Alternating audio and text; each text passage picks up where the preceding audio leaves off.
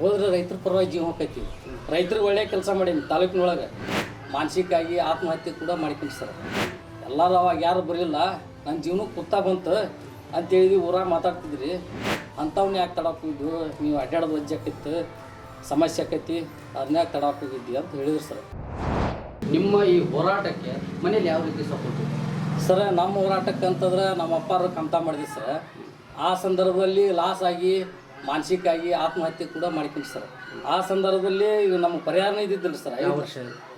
5 ಲಕ್ಷವರೆಗೆ ಪರಿಹಾರ ಕೊಡ್ತಾರಲ್ರಿ, ಆತ್ಮಹತ್ಯೆ ಮಾಡ್ಕೊಂಡ್ರೆ ಇದ್ದಿದ್ದಿಲ್ಲ ಸರ್, ಬರಲಿಲ್ಲ. ಆ ಟೈಮ್ನೊಳಗೆ ನಮ್ಮ ಪರಿಸ್ಥಿತಿ ಭಾಳ ಕೆಟ್ಟಿತ್ತು ಸರ್. ನಾವು ನಮ್ದು 6 ಎಕರೆ ಹೊಲ, ನಮ್ಮ ದೊಡ್ಡಪ್ಪನ 3 ಎಕರೆ ಕೊಡ್ತಿದ್ವಿ. ನಾ 3 ಎಕರೆ ಸ್ವಂತ ಅವರು ಎತ್ತ ಚಕ್ರಿ ತೊಗೊಂಡು ಹೊಡ್ಕೊಂತೀವಿ ಸರ್.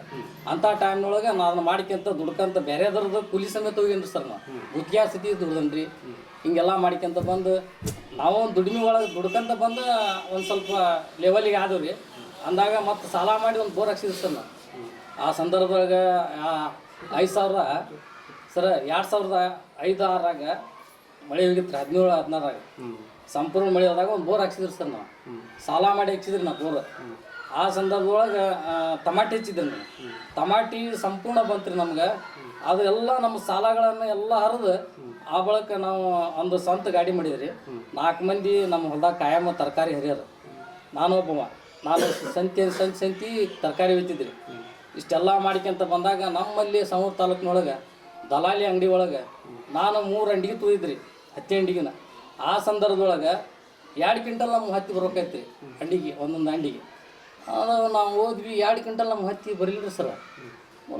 ಹೊಳ್ಳಿ ನಾನು 110 ಅಂಡಿಗೆ ಲಾಟ್ ನಂಬರ್ ಕಾಟ ಮಾಡಿ ಇಟ್ಟಾರೆ ಸರ್. ನನಗೆ ಡೌಟ್ ಬಂದು ಹೊಳ್ಳಿ ಲಾಟ್ ನಂಬರ್ ತೆಗೆದು ಹೊಳ್ಳಿ ನಾನು ಕಾಟ ಹಚ್ಚಿ ಸರ್. 15ರಿಂದ 20 kg ಒಂದೊಂದು ಅಂಡಿಗೆ ಬಂದು ಸರ್. ಪ್ರತಿಯೊಂದು 100 ಅಂಡಿಗೆ ಕಾಟ ಮಾಡಿಸಿದ್ರಿ ನಾನು. ಆ ಅಂಗಡಿಗೆ 200 ರೂಪಾಯಿ ಜಾಸ್ತಿ ಆಗದ್ರಿ. ಟೆಂಡರ್ ಹಾಕಾರ, ಅವ್ರು ಹಾಕಾರ್ರಿ. ಎಲ್ಲ ರೈತರು ಅಲ್ಲಿ ಹೋಗ್ಯಾರ. ದೊಡ್ಡ ಲೀಡರ್ ಅವ್ರು.